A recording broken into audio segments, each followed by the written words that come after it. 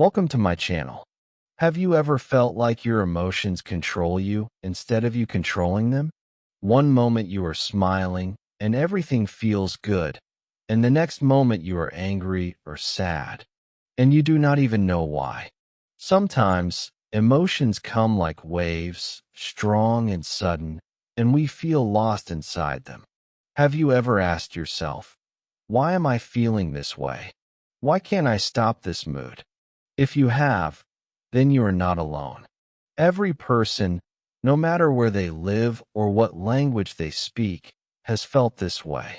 But here is the good news. Psychology gives us a secret map, a guide, to understand our feelings and even master them. Imagine having the power to read your emotions like reading a book. You open the page, you see the word, and suddenly everything makes sense. That is what emotional fluency means. The ability to recognize, name, and guide your emotions in the right direction. Just like learning English makes it easier to talk to people, learning the language of emotions makes it easier to talk to yourself and understand others. Now think about this. How many times in your life have you said something you did not mean just because you were angry? Or maybe you stayed silent when you wanted to speak because sadness closed your mouth. These are moments when emotions were in control of you. But what if you could turn that around? What if you could be the driver and your emotions were just passengers? You could decide when to listen, when to calm them down, and when to let them guide you. Stay with me till the end of this video, because what you will learn today is not only about emotions, but also about building emotional fluency, the language of feelings that can change the way you live, the way you speak, and the way you connect with others. Chapter 1. The Language of Emotions. Have you ever thought about emotions as a language? It may sound strange at first, but it is true. Emotions are like words in a secret language, and every person in the world speaks this language, even if they never studied it in school. When you feel happy, sad, angry, or scared, it is like your heart is speaking to you. The problem is, many of us do not understand what this secret language is saying. We feel the emotion, but we cannot name it, and we cannot explain it. That is why emotions sometimes control us instead of us controlling them. Think about learning English. At the beginning, you must learn the basic words. If you do not know the words, you cannot make sentences, and you cannot share your thoughts. The same is true for emotions. If you do not know the names of your feelings, if you do not understand what they are trying to say, then you cannot communicate with yourself. You feel lost, confused, and sometimes even scared of your own heart. But once you start to learn the words of emotions, everything becomes more clear. So let us start with the basic emotions, the ones that almost all psychologists agree are the foundation of human feeling. They are happiness, sadness, anger, fear, surprise, and disgust. These 6 emotions are like the alphabet of feelings. With these, we can build many more complex emotions. Just like with letters, we can build words. Happiness is that warm light inside you when you smile. Sadness is the heavy cloud that makes you feel like crying. Anger is the fire that burns when something feels unfair. Fear is the cold hand that makes your heart beat fast when danger is near. Surprise is the sudden, oh, when something unexpected happens. And disgust is the feeling of pushing something away because it feels wrong or unpleasant. Now, let me ask you, can you remember the last time you felt sudden anger? Maybe someone said something small, but it hurt you deeply, and suddenly you felt fire inside. Or can you remember the last time you felt sadness without really knowing why? Maybe you woke up and just felt heavy, or maybe you listened to a song that made you cry. These are moments when emotions came quickly, like secret words written on your heart, but you did not know how to read them. Here is the powerful truth. The moment you name an emotion, you start to control it. Think of it like catching a butterfly. When it is flying wild, it is hard to understand. But when you gently hold it in your hand, you can see its colors, its shape, and you can understand what it is. The same is true with emotions. When you say, I feel angry, suddenly anger is no longer a mystery. When you say, I feel lonely, suddenly loneliness is no longer so heavy. Naming the feeling gives you power over it. Psychologists call this emotional labeling, and it is the first step toward emotional fluency. Just like when you learned your first English words, hello, thank you, goodbye, you began to open the door to communication. Now, with emotions, when you learn to label them, happy, sad, angry, you open the door to emotional freedom. Here is a small exercise you can do right now. Think about how you feel in this very moment as you listen to my voice. Are you calm? Are you curious? Maybe you are relaxed. Maybe you are tired. Try to put a word on it. Just one word. This is your starting point for emotional fluency. If you cannot find the exact word, do not worry. Even trying to name it already helps your brain understand your feelings. And here is something very interesting. Studies show that when people label their emotions, the brain's stress centers become calmer. That means if you are angry and you say, I am angry right now, your brain actually starts to calm down. Simply naming the emotion reduces its power over you. Isn't that amazing? Something so simple, yet so powerful. So let us go back to our secret language idea. Imagine that every emotion is a message written in a language you are just starting to learn. At first, it looks confusing, like strange symbols. But slowly, you begin to recognize them. Happiness is like a bright yellow word. Sadness is like a slow blue word. Anger is like a red, sharp word. Fear is like a dark, shaky word. Surprise is like a sudden spark, and disgust is like a word you want to erase. The more you learn these words, the easier it becomes to read the whole message your heart is sending you. Now, I want you to imagine this. You are standing in front of a mirror. You feel something inside you, but you do not know what it is. Instead of pushing it away, you stop and ask yourself, what is this feeling? You search for the right word. Am I angry? Am I sad? Am I tired? Am I lonely? And when you find the word, it is like turning on a light in a dark room. Suddenly, you see everything more clearly. That is the power of naming emotions. This is the first step of mastering your mood. Emotional fluency begins with learning the words of your heart. Just as no one can speak English fluently without learning vocabulary, no one can master their mood without learning emotional vocabulary. Once you recognize and name your feelings, you are no longer lost. You are learning the language of emotions, the secret language that makes you stronger, calmer, and more connected to yourself. Chapter 2. Why we feel what we feel. Now that we understand that emotions are like a secret language, let us go one step deeper. The big question is, why do we even feel emotions in the first place? Have you ever wondered why happiness feels so light? Why fear makes your heart beat fast? Or why anger feels like fire inside you? The answer is that emotions are not accidents. They are not random. Emotions are messages. They are signals from your brain and your body, telling you something important about your life, your needs, or your environment. Think of emotions like traffic lights. When you see a green light, it tells you to go. When you see a red light, it tells you to stop. Emotions work the same way.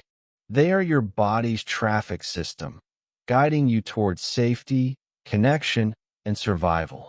The amazing thing is that your brain and body work together to create these signals. When something happens around you, your brain quickly interprets it, almost faster than you can think. Then your body reacts. Your heart beats faster, your muscles tighten, your breathing changes. All of these reactions are part of the emotional message. Let us look at some simple examples. Fear is one of the strongest emotions we have. Why do we feel fear? Because it warns us of danger. Imagine you are walking at night, and you hear a sudden sound behind you. Your heart races, your body freezes, and your brain tells you to pay attention. Fear is protecting you, keeping you alive. Happiness, on the other hand, is a reward system. When you laugh with a friend, when you finish a task, or when you hear good news, your brain releases chemicals that make you feel good. This is your brain's way of saying, yes, this is good for you. Do more of this. Sadness may feel heavy, but it has a purpose too. Sadness slows you down, helps you reflect, and allows you to process loss or disappointment.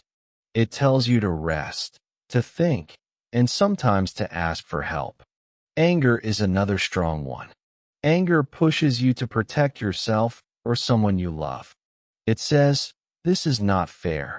Something must change. Anger gives you energy, but if not managed, it can also cause problems. Now, let me share a short story with you. Imagine a man named David. David came home from work, very tired. His son accidentally spilled juice on the floor. David exploded with anger. He shouted loudly. His son cried, and later David felt guilty. He asked himself, why did I get so angry about a small thing? The truth was, David was not really angry about the juice. He was stressed from work, worried about money, and feeling powerless. The juice spill was just the last drop. If David had understood the root emotion, stress and fear, he could have reacted differently. He could have said, I had a hard day, I need a break, instead of shouting. Have you ever had a moment like David? A small event made you react in a big way, and later you regretted it? This is what happens when we do not understand our emotions. We act on the surface feeling, but we do not see the deeper message underneath. This is why knowing why we feel what we feel is so important. When we understand the reason behind the emotion, we can make better choices. We can respond instead of just reacting. Here is the teaching moment. Emotions are not your enemy. They are not something to be afraid of. They are tools. They are like signals on your phone. When your phone beeps, you check the message. You do not get angry at the phone for beeping. You read the message. In the same way, when you feel an emotion, instead of fighting it, you should ask, what is this emotion trying to tell me? Fear says, be careful. Happiness says, keep going. Sadness says, pause and reflect. Anger says, protect or change something. Even disgust and surprise have their messages. Disgust protects you from harm, like bad food or unhealthy situations. Surprise wakes you up, saying, pay attention, something new is happening. When you start to see emotions this way, they become less scary. Instead of being confused or controlled by them, you begin to use them. They become like a compass, showing you where to go. And here is the magic. Once you learn to read these signals, you stop feeling like emotions are storms that attack you. Instead, you see them as guides that support you. So, why do we feel what we feel? Because our brain and body are always trying to help us survive, connect, and grow. Emotions are part of nature's design to keep us safe, to help us make decisions, and to guide us through life. The challenge is that many people never learn to listen to these signals. They either ignore them, push them away, or react without thinking. But you are learning something different. You are learning that emotions are not problems, they are messages. The next time you feel a strong emotion, pause for a moment. Instead of saying, "I hate this feeling," ask yourself, "What is this feeling trying to tell me?" That simple question can change your whole relationship with emotions. You will begin to see them as useful, not as enemies. And that is the beginning of mastering your mood. Chapter 3. The Mood Trap. Now that we understand emotions and why we feel them, let us talk about something a little different, but very important: moods. Many people think emotions and moods are the same thing, but they are not.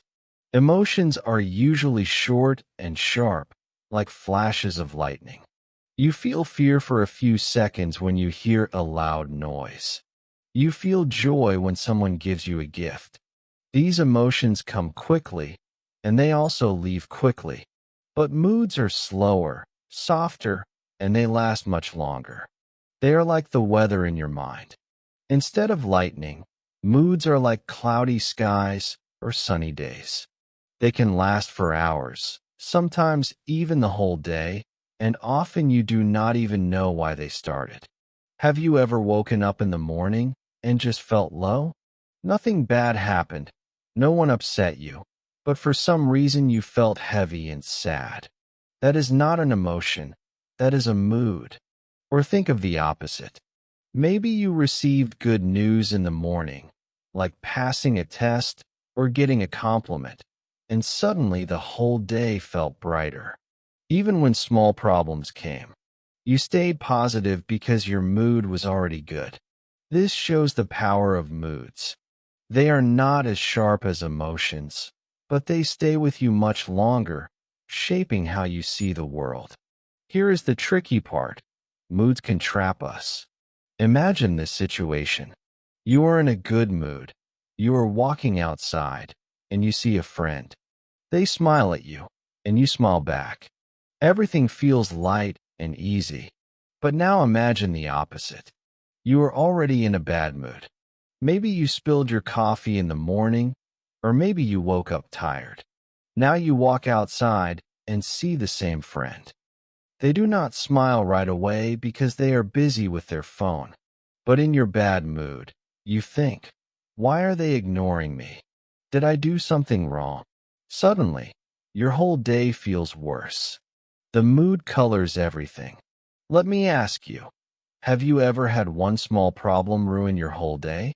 Maybe you were late for the bus, or someone said one unkind word, and suddenly everything after that felt negative. That is the mood trap. A single small event pulls you into a bad mood, and then everything you see feels darker, heavier, and harder. It is not that the whole day was truly bad. It is that your mood shaped the way you experienced it.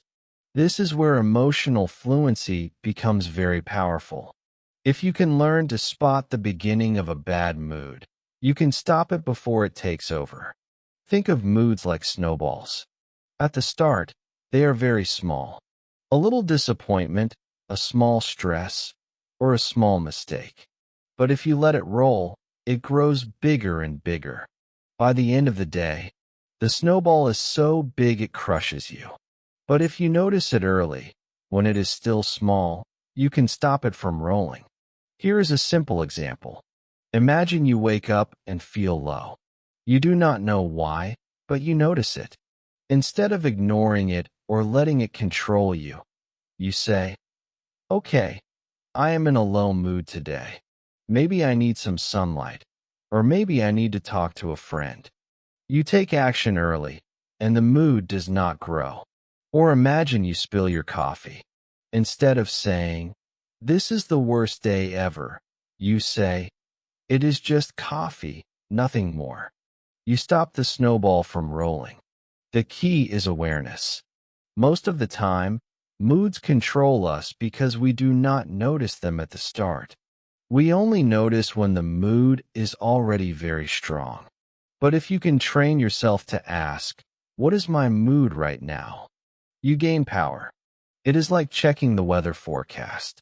If you see it as cloudy, you take an umbrella. If you see your mood is cloudy, you can prepare yourself too. And here is the teaching moment. Moods are not enemies, just like emotions are not enemies. They are signals too, but softer and slower. A bad mood might be telling you that you are tired, or stressed, or that you need rest. A good mood might be telling you that you are aligned with what makes you happy. When you understand this, moods become less dangerous and more useful. So, the next time you feel your day slipping into negativity, pause and ask yourself, am I falling into the mood trap? Am I letting one small problem control everything? By noticing the trap, you free yourself. You can choose to stop the snowball, take a deep breath, change your focus, and create a different outcome for your day. Remember this: emotions are quick messages, moods are longer weather patterns. Both are part of being human. But when you learn to notice and guide them, you stop being a prisoner of your feelings and start becoming the master of your mood. Chapter 4: Tools to Master Your Mood. We have learned that emotions are signals and that moods are like weather patterns in our mind. But now comes the important question: how do we manage them? How do we stop emotions and moods from controlling us and instead guide them in the right direction? The truth is, no one can avoid bad moods forever. They are part of life.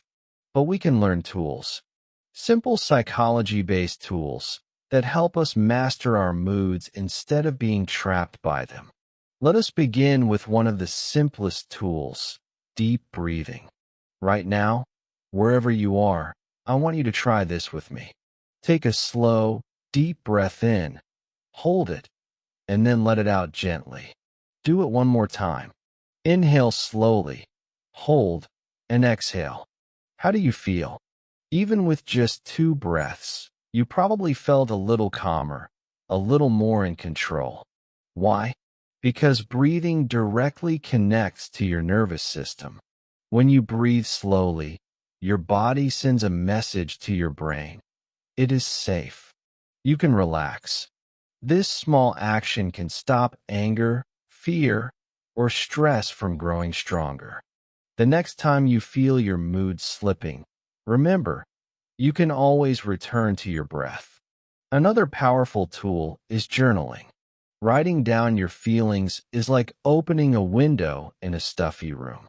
Imagine carrying heavy bags all day. Your arms would get tired. Emotions are like those heavy bags, and journaling is putting them down for a while. You do not need to write something beautiful or perfect. Just write what you feel. I am angry because, or I am sad today because. Even a few sentences can help. When you write, you see your feelings more clearly, and they lose some of their power. Now let us talk about naming emotions, which we touched on earlier. Remember how we said emotions are like a secret language? Naming them is the first step in translating that language. If you feel bad and just say, "I am in a bad mood," it stays heavy and unclear. But if you say, "I feel disappointed," or "I feel tired," suddenly you understand the signal better. Naming emotions is a tool because it transforms something vague into something clear. And once it is clear, you can deal with it. Another simple but very effective tool is taking a short walk. You might think walking is just exercise, but it is much more. When you move your body, your brain releases chemicals that lift your mood. Walking outside also changes your environment, which breaks the cycle of negative thoughts. Think about it. When you stay in one place, your mind can circle around the same problem again and again. But when you move, your mind starts to move too. Even 5 minutes of walking can shift your mood in a new direction. Now, one of my favorite tools, positive self-talk. This means speaking to yourself the way you would speak to a friend. Many of us are very kind to others, but very harsh to ourselves. Imagine your best friend made a mistake. Would you say, "You are so stupid, you always fail"? Of course not. You would encourage them. It is okay. You can try again. You are learning. But when we make mistakes, we often talk to ourselves in cruel ways. Positive self-talk is changing that voice inside. Instead of saying, "I am worthless," you say, "I am learning." Instead of, "I can't do this," you say, "I will try." It might feel strange at first, but your brain listens to your words. Positive words create positive moods. Now, let me pause and give you an emotional spike. A small interactive moment. Right now, I want you to think of one phrase of positive self-talk you can tell yourself today. Maybe it is, "I am stronger than I think." Or maybe, "I will not give up." Whisper it softly to yourself. Feel how different it sounds compared to negative words. This is how small tools create big changes. Here is the teaching moment. Mastering your mood does not mean you will never have bad moods again. That is impossible. We are human, and life will always bring challenges. Mastery means guiding your moods, the way a driver guides a car. Sometimes the road is smooth, sometimes it is rough, but the driver keeps holding the wheel. Your moods may try to pull you left or right, but with tools like breathing, journaling, naming emotions, walking, and positive self-talk, you can guide yourself back to balance. Think of it like this. You are not trying to fight against moods, because fighting often makes them stronger. Instead, you are learning to guide them, gently but firmly, toward a better direction. Just like a river cannot be stopped, but it can be guided to flow more smoothly. The next time you feel a bad mood beginning, do not panic.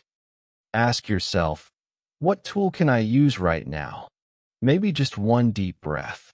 Maybe writing one sentence in your journal. Maybe walking outside for 5 minutes. Maybe saying one kind sentence to yourself. These small tools may look simple, but together they are powerful. Remember, the goal is not perfection. The goal is progress. Each time you use a tool, you grow stronger. Each time you choose to guide your mood instead of being trapped by it, you prove to yourself that you are the driver, not the passenger. And that is the real meaning of mastering your mood. Chapter 5. Emotional Fluency in Daily Life. We have talked about emotions, moods, and the tools to master them. But now let us bring emotional fluency into the real world, into your daily life. Because emotional fluency is not just about understanding yourself, it is also about how you connect with others. And here is the truth. Communication is not only about words. It is about feelings. If you learn to express your feelings clearly, your relationships become stronger, your learning becomes easier, and even your success at work can improve. Think for a moment about how often people say, "I'm fine," when they are not fine. Maybe you have done this yourself.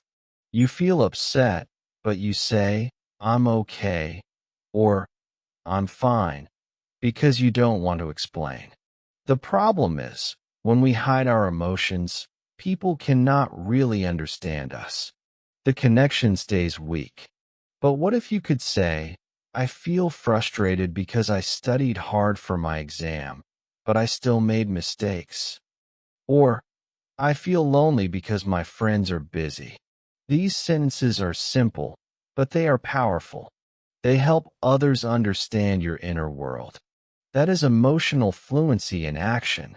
Let me give you a small example. Imagine two friends, Anna and Maria. Anna was waiting for Maria at a cafe. Maria arrived late, but she didn't explain why. Anna felt angry. When Maria sat down, Anna said in a sharp voice, "You never care about me." Maria felt hurt and replied, "You always think the worst of me." They argued and left the cafe unhappy. Now, let's look again with emotional fluency. Anna could have said, "I feel upset because I was waiting and I worried you forgot about me." Maria could have replied, "I feel stressed because my bus was late and I didn't want to make you wait." Can you see the difference? Instead of attacking each other, they shared their feelings. This simple change could have saved their friendship from unnecessary pain. Have you ever had a misunderstanding with a friend or family member where you said something quickly and later wished you could take it back? This is a moment where emotional fluency could have helped. When we explain our emotions with calm words, people listen better. It prevents small problems from growing into big fights. But emotional fluency is not only for relationships. It is also important for learning. Yes, even for learning English. Think about it. If you feel nervous about speaking English and you don't say it, your teacher or your friends might not know. But if you say, "I feel nervous when I speak because I don't want to make mistakes," your teacher can support you. Your friends can encourage you. And suddenly, the fear feels smaller. Emotional fluency helps you be honest about your learning journey, which makes it easier to improve. And what about the workplace? Imagine you are working with a team. Something is wrong, but you stay silent. Inside, you feel frustrated, but outside you just nod. The work suffers, and relationships become tense. Now imagine if you could say, "I feel confused about this project. Can we talk about it more?" Or, "I feel pressured because the deadline is close. Can we share the work?" Instead of conflict, there is cooperation.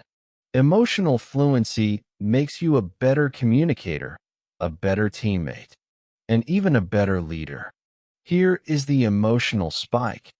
Picture a time when someone misunderstood you and it caused pain. Maybe you wanted to say one thing, but the other person heard something else. Maybe you stayed silent and they thought you didn't care.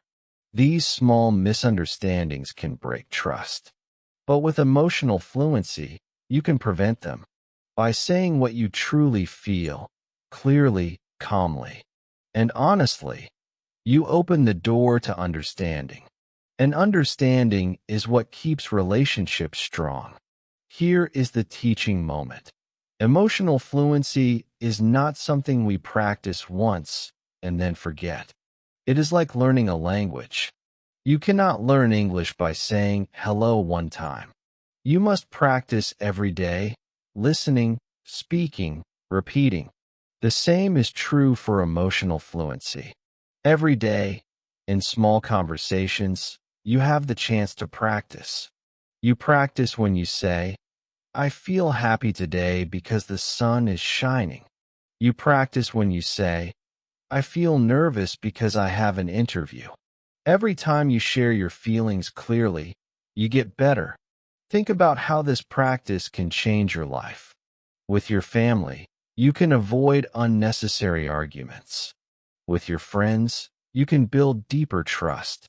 At school or work, you can communicate more clearly and solve problems faster. Even in your own learning, you can express your fears and hopes, which makes progress easier. Emotional fluency is not just about moods.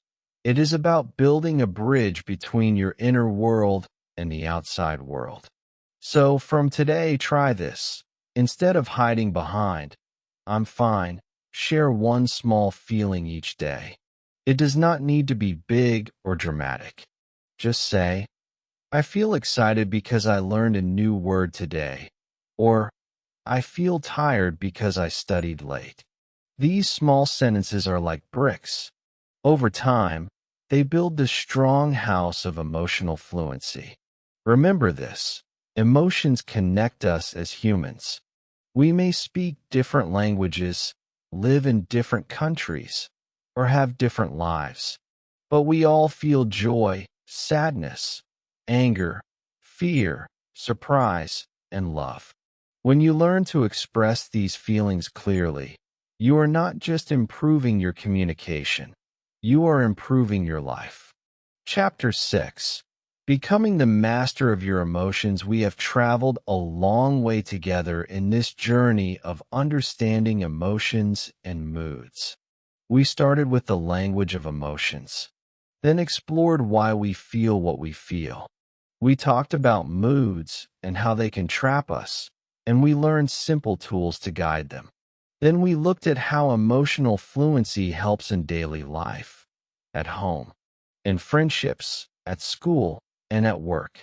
Now we come to the final step: becoming the master of your emotions. First, let us be honest. Mastery does not mean perfection. Mastery does not mean you will always be happy or calm. No one can escape sadness, anger, or fear completely. These emotions are part of life. But mastery means you are no longer a prisoner of your emotions. You are the driver. Your emotions may come and go, like weather, but you hold the steering wheel. That is emotional freedom. Let me paint a picture for you. Imagine this. You wake up one morning, and your mind feels heavy. Maybe yesterday was stressful. Maybe you have many tasks waiting for you. In the past, this heavy mood would have controlled your whole day. You would have felt stuck, anxious, maybe even hopeless. But now, with emotional fluency, you stop for a moment. You take a deep breath. You say, I feel heavy today because I am worried about my work.